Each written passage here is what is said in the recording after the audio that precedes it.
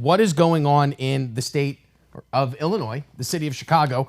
It was announced this week. The Daily Mail released an article October 16th entitled, "Chicago is giving $9,000 to migrants to cover their rent and help furnish their apartments as staggering report reveals a single medical firm raked in $7.2 million sheltering the city's asylum seekers for just 1 month." It's a crazy situation that's going on in Chicago, specifically giving $9,000 a month to illegal immigrants coming to the United States illegally and providing them with money, not only for housing, but also for furniture. I got a bunch of information regarding the actual immigrant crisis. I think at this point we have an immigrant crisis in the United States. Would you agree? Yeah, it's a crisis, but also have you seen how the police stations are all flooded with immigrants? Flooded, where they can't even do their job. They have to go in through the back door, and all the immigrants are staying in the front. Have you seen that, Brandon? Yeah, I've seen a lot of that in New York and all that. Airports, too. Oh, in the airports at O'Hare, too. I'll be in Chicago this weekend, too, and I'll give you a full report. Yeah. We should try and get you to go as an illegal immigrant, and then we can get you $9,000 in houses and furniture. That would be great, because that's going to be more than I'm making at the shows. At the Comedy Bar. Check me out all weekend. Just so you all know, it's not just an American problem either. New York, Chicago, Toronto is having problems where the new mayor, Olivia Chow, actually suggesting that people might, have to shelter people in their own homes. If you own rental property and it's unused, they're asking now before they don't asking people who have unused rental property to open it up. It's almost by design, but it's international. It's not just American. Where are the Canada immigrants coming from? Are they coming from America? They're coming from America as well. There was a place called the Roxham Road. It's Roxanne Road or Roxham Road, which was basically just an open border. People were crossing. Those who were fearing persecution in Trump's America were basically encouraged to leave and cross the border there. Oh my God. Mayor Eric Adams was shipping them. You remember when they gave DeSantis a tough time for sending them to Martha's Vineyard. Yeah. Eric Adams was buying tickets and bringing them up to, it's either Plattsburgh, it's in somewhere in the border of, would it be Burlington? Either way. Shipping them up and say, here's a bus ticket, go across the border into Canada, they'll take care of you. I lived in a place where this was back in the Syrian crisis. Syrian refugees were coming, not just illegal immigrants, and they were getting $2,000 a month depending on their family status. It's wow. It's been a problem for a long time, but yeah. Well, we're all tax-paying citizens, I would assume. Yes. Brandon, you seem like you pay extra taxes just to be Like covered. Yeah, you're like, you know what? I'll pay more just for fun. Yeah, exactly. I barely pay them, but I do pay them. Yeah. But I wanted to run through some of the actual numbers that the illegal immigrant crisis, and it's very odd because all of the wording when you read these news stories, they refer to people who have come to the United States as migrants, right? We keep hearing this term migrant. But I actually wanted to see what the definition of a migrant was compared to an immigrant. So I want your guys' opinion. One definition refers to someone who moves to other places in search of work or better living conditions. The other term refers to those who have moved to foreign countries permanently for work or for better living conditions. Which one do you think is a migrant and which one is an immigrant? Someone who moves to other places in search of work or better living conditions, or someone who has moved to foreign countries permanently for work or better living conditions? Brandon. They sound like the same definition, no? Well, one is a foreign country. You're relocating to a foreign country. I think that's the immigrant. That is. That You're is the correct. immigrant. Yeah, I'm going with that. Yeah. It is. Migrants, according to the dictionary, are people who move to other places. It could be within the same country for work or better living conditions. But what we're dealing with now isn't a migrant crisis. It's an immigrant crisis because these are people coming from other countries, not just Mexico, Ecuador, Southern America. Venezuela. They're coming here and they're setting roots in the United States permanently. Right. The actual cost per taxpayer in the United States due to illegal immigration every year is $1,156. Wow. The United States government, in the year of 2013, the net cost of illegal immigration for the United States, $150.7 billion. Let me repeat that. $150.7 billion the United States is paying due to illegal immigration. Do you know how much it would cost to finish the border wall? Let's take guesses. Christie, how much do you think it would cost to finish the border wall? I don't know. Now, Maybe Trump's administration claimed it was $12 billion to finish the border wall. Right. That's not the actual number. I think it was $10 billion to finish the border wall.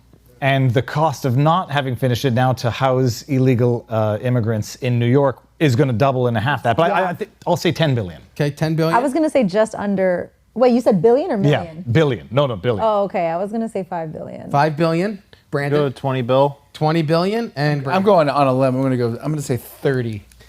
Okay. Price is Right rules. You're eliminated. Brandon actually the winner. You actually get an illegal immigrant. Your game prize. You have this tile from Ecuador that will now be Brandon's. No, the actual cost to finish the border wall, $21.6 billion. So again, Wow, okay. $150.7 billion the United States is paying in 2023 alone, $21.6 billion to finish the wall. We spend $17.5 billion a year on border patrol between the United States and Mexico border, on border patrol agents, air and marine operations, and other custom and border protection. To let them in. Yes. Yes. Yeah, correct. We're spending 17.5 To let them to go, in. hey, Yeah. go ahead. Hold on. Who are you with? my All right, come on in. Come on in. Go ahead. So we could build for the same cost that it's costing us in 1 year in illegal immigration in the United States, we could build 3 border walls and we could quadruple the amount of staffing at the border to patrol it. So the question becomes, if we have these abilities, why are we not taking advantage of them? Why are we spending more money to allow people to break the law and come into this country than we are to actually secure our borders and protect? Because we've spent, and I know it's a touchy issue in America, and we'll talk about Canada in a second. Oh, yeah. But Yeah. it's not like we haven't funded other borders to be built for other countries. The United States has funded $200 million to Mexico, $100 million to Guatemala, $100 million to Honduras, $100 million to El Salvador, $100 million to Colombia, $50 million to Panama, $50 million to Costa Rica, $25 million to Belize, $25 million to Jamaica, $25 million to Haiti, and $25 million to the Dominican Republic to help them secure their borders. Yet here in the United States, we choose not to secure our own. So I'm wondering, why do you guys think that is? Well, it's easy because they need to have these situations where there's immigrants in the cities because a lot of these cities don't have strict voting laws, so you don't need an ID to vote. And same thing as homelessness. You would ask would a city want homelessness? Why would a state want homelessness? Because they get a shit ton of money from the federal government if they have homelessness. California has the biggest budget in the country, but they have the biggest homeless population in the country. And when the federal government gives them money to address the problem, less than a third of that money goes towards actually addressing the problem. It goes towards administrative fees. So same thing with the immigration problem. A lot of the money that $150 billion goes towards administration fees and people who are saying they're handling the problem, but it doesn't actually go towards addressing the problem. So a lot of money gets lost in the mix when they do that, and they like these big messy situations where they could sort of siphon money off of it, and that benefit of having extra voters. Viva Fry. Viva Frei, yeah. I got love the a name. theory, and it's not my theory, but it's often called a racist theory, which there's a theory called the Great Replacement Theory, which has been given a racial angle, but when you view it politically and race neutral, it becomes undeniable to some extent. Canada, by the way, population 38, let's say 39, maybe 40 million. There are many people who don't know. There's a policy basically to double the population of Canada by the end of the century.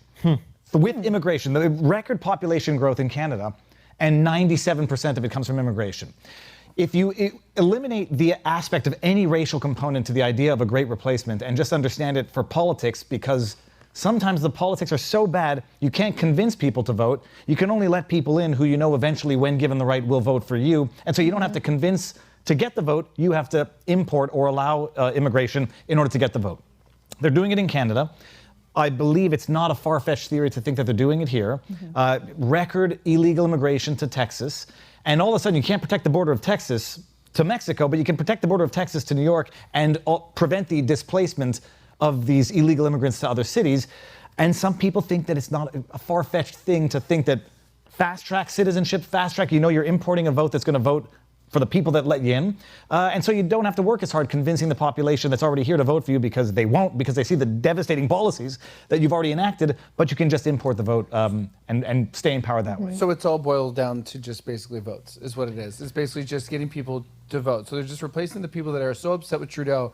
Now Trudeau looks like the good guy because he gets all the immigrants that have come in there, correct? Yep. So basically what we're doing with Chicago, what we're doing with New York, what we're doing with Philadelphia, that's exactly what we're doing. We're just replacing our majority vote with with illegal immigrants. And right? they're doing it at record numbers, like you had mentioned. Here in the United States, according to the Cato Institute, in 2023, so far, we're only into October, 300 to 500,000 illegal immigrants have crossed the Mexico-United States border. There are currently between 11.3 million and 13.2 million undocumented immigrants living in the United States. Undocumented. And side note, too, what I thought was kind of crazy, and I don't know if I'm going to get off topic, but it's kind of point of the show, right? Why are they not talking about the kids that are in danger that are coming over the border without parents, too? They're not talking about that. They're talking about kids that are dying in Israel and Palestine, as also that's awful. But why is that not a topic kids as who have well? disappeared. And also, yes, there are kids in New York, there are kids in Chicago, and there are kids in Philadelphia that are disappearing that no one's talking about, too. Just like in Cleveland when a bunch of those kids disappeared. No one's bringing that stuff up anymore either. Where are those topics? You know what I mean? There's multiple. And you mentioned a few cities. You mentioned Cleveland, Chicago, and New York. But according to this, in the United States, and this is as of 2018. This is the most recent that I could find. So it's 5 years old. But there are currently more than 560 cities, states, and counties in the United States that consider themselves sanctuaries that won't enforce illegal immigration policies set by the federal government. Can you believe how preposterous it is? Where they go by the euphemism undocumented, and as though there's something wrong with saying illegal immigrants, which there's a lawful way to enter a country, and there's an unlawful way to enter a country, and you change the word so that it becomes politically incorrect to refer to it as what it is. And I'm old enough to remember when Trump ran, started talking about coyotes, and the media pretended they didn't know what the coyotes were in terms of the illegal human trafficking trade. When you promote this type of illegal activity, you create monetary incentives for this illegal activity in its own problem entirely. And because it's virtuous to pretend it's not a wrong thing to do, the administration, pretended for 4 years it was not a problem, and now they realize it's a problem because it's a problem. And now all of a sudden, there's talk about building the wall, which was a racist thing when Trump ran, but now they see the necessity to it when the terminology wears off. It's just the product of bad leadership and leadership of virtue and not leadership of policy. Is there something that's called, Brandon? Is there a word for that this is happening? Like, there's a word for like planned obsolescence or stuff like that. Yeah, strategic, like agents of chaos, basically. They like to create crisis so that they're needed for something. Because if everything was fine and peaceful, then they wouldn't be able to create urgency within people. But the most unfortunate thing I see with all this is, like, we say the $150 billion on immigration. Think about what that could go towards. Our power grid is one of the most vulnerable things we have right now. It was built in like the '60s. And all it would take is $50 billion to actually bring it up to date and make it safe from cyber attacks. But what's the point of anything if we don't have a legit power grid that's safe from cyber attacks or electromagnetic pulse attacks? And that's what I wanted to touch on, was that money that's being spent, $150.7 billion each year on illegal immigration in the United States. Meanwhile, here in the United States, currently we've just had budget cuts for social services for United States citizens to the tune of $30 billion this year, $10 billion in food stamps cut, $15 billion in Medicaid, and another $5 billion in other social services. We also have an epidemic of veterans who are homeless in this country. Right now, according to the Department of Veteran Affairs, a total of 33,129 veterans experienced homelessness in a single night in January of this year. If we wanted to house those 33,000 veterans, it would cost $1,200 per month for a total of $477 million to house the veterans.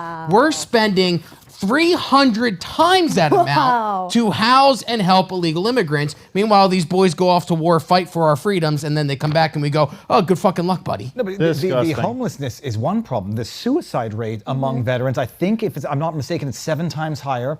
And so I have my own YouTube channel, and I interview a lot of people. And I've interviewed now a couple of veterans who say that they come back from war, and they're basically, it's gotten a little better now from what I've explained. They're basically go back to civilian population with minimal oversight, with minimal reintegration, and they're suffering PTSD as a matter of pure fact, not a matter of trauma or anything. It's just they come back, have seen things, and you're on your own.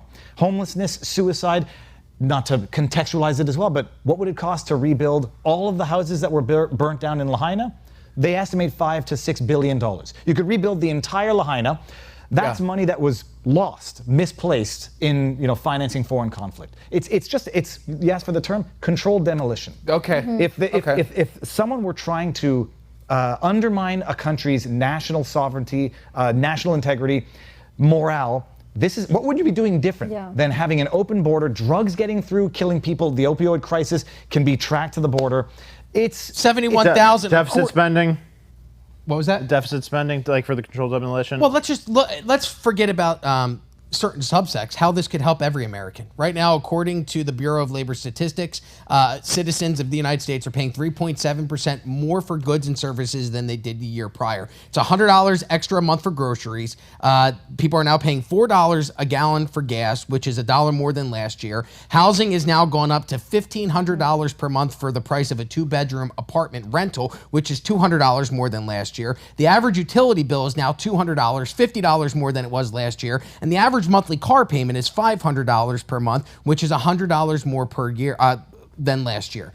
The whole point is that Americans are struggling, and yet we're funding this. Again, our tax dollars, $1,156 from each one of us, are going to this $150 billion. Yeah. Do we agree that that money could be better spent elsewhere? Probably. Absolutely. So the question becomes how do we ensure that it does? If we have this technology where you have how many followers on Twitter? 500. Not that I count 500 and I forget, some odd thousand. Okay, so you have 500,000 followers. You have a lot on the Instagram. You got the Twitter and all that stuff. All right, I got an app called Snapchat where I could take a picture of my penis. I could. I'm just saying I don't do it, but I could. I could send a picture of my penis to a girl in Bulgaria. She could open it, yes, and then I could make that picture disappear. We have the ability via technology now for, better than we've ever had ever in our lifetimes.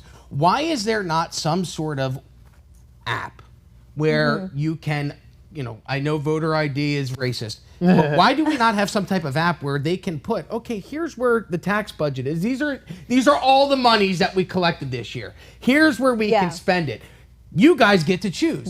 Why does that not exist in the United States of America? Well, it's like I said a few weeks ago. If you don't pay attention to your politicians, you're gonna live under the rules of fools, and we're living under the rules of fucking retards. And we don't pay attention to what they spend our money on, and that's why we don't have an app that lets us determine Well, they don't want us to. like we had a revolution over a 3% T tax. That's what the American Revolution's over. But now we're getting fucking taxed 30%, and nobody gives a shit, and it's being spent on shit like immigration, like housing them and whatnot when we came and house our veterans. So, I say, have a system where we choose what we would actually allot our tax money to. Say, okay, yeah, I'm cool with infrastructure, I'm cool with education, not cool with immigration, cool with some military, cool with some healthcare, yada, yada, yada. So break it down like that where you could actually vote to like what you would let your tax money go to, if anything. But yeah, people are way too docile and okay with like what they do with our tax system. I mean, it's not hard to create a system to do that. Like my phone, I can unlock my phone with my face. Yeah. If you try and take my phone, unlock it with your beautiful face, it ain't working. Your phone's gonna go, this isn't right. Let me ask you a question. When's enough? When is there so many red flags that people are just,